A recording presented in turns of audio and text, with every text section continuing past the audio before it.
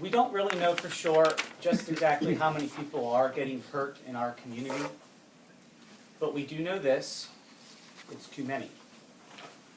Every time someone is beaten, raped, isolated, threatened, bullied, intimidated, or coerced is a red dot on our community map.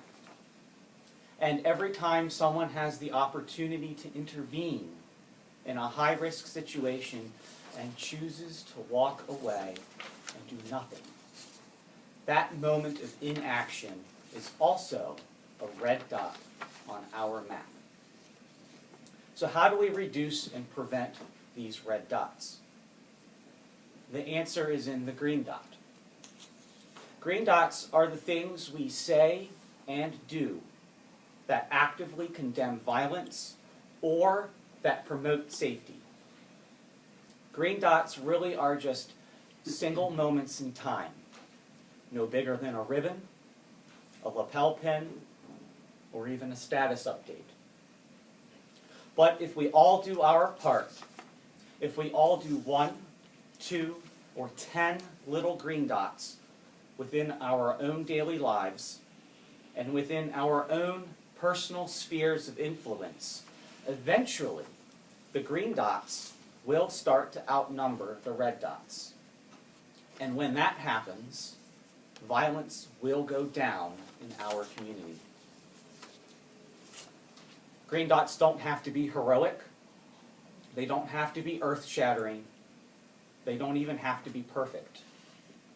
Just do something.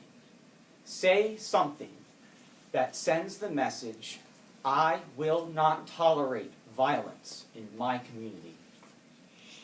And by proclaiming April as Live the Green Dot Month in Lebanon County, the Commission is doing just that. We now have one more green dot that we can add to our community map. We add this green dot to the many that have been done over this past school year at Lebanon Valley College.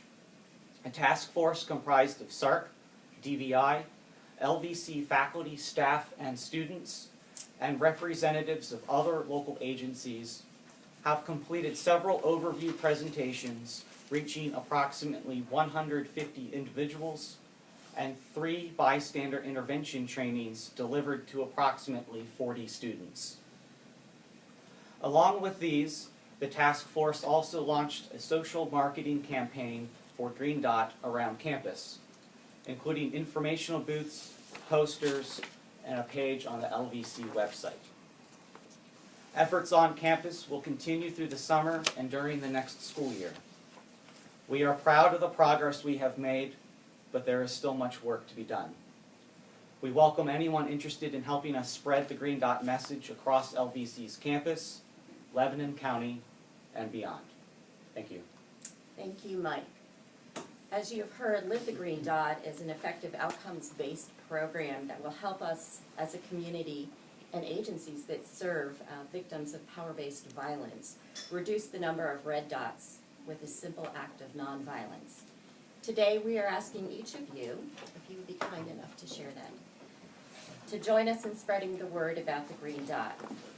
In that packet, with the pen, we have Green Dot lapel pins for you to wear. We hope this little pin will encourage a discussion about the importance of bystanders in keeping our community safe. Those of you who are on Facebook, we encourage you to change your cover page to Live the Green Dot and violence message that can be found on SARCC's Facebook page. Watch our awareness campaign supported by the Lebanon Daily News through the ZIP grant that will share the Green Dot message in print and digital for the next 9 months. Request an overview speech for your clubs, your businesses, your house of worship, or your schools. We know that each of us can do something to end violence in our community.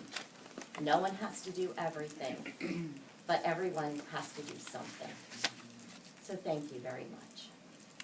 Thank you, and it looks like you have some fundraisers coming up. Always. Would you like to highlight those? Sure, I'll try to remember some of those. Friday evening is our Monte Carlo evening.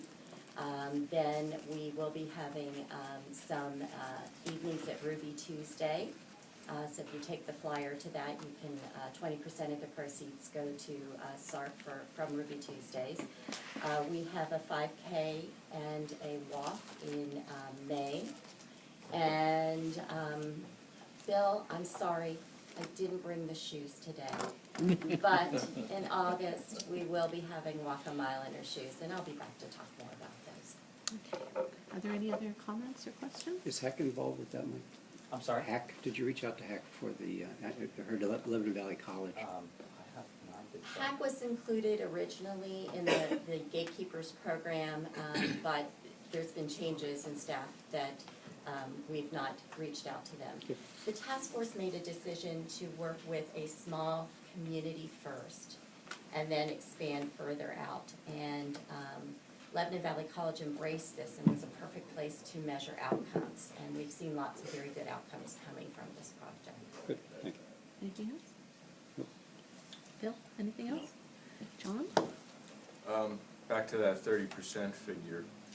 What's your definition of service? Are you, if you're serving one person in a family, and of course the violence spreads and affects other people in the family, do you include them? I think your question to me is, what is the definition of victims?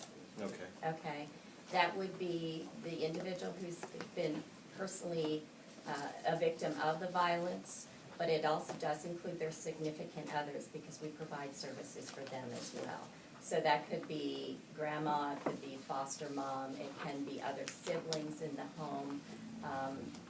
That's how we define it. And that's in that 30% figure? Yes, it is. These are all individuals who have had an impact of sexual violence. I believe, and I will double check this, the 30% also includes the number of individuals we serve with prevention education too. So let me double check that. Gordon? I'd just like it, if you could clarify, define power-based violence for me. Would you like to do that? He's the educator. Sure.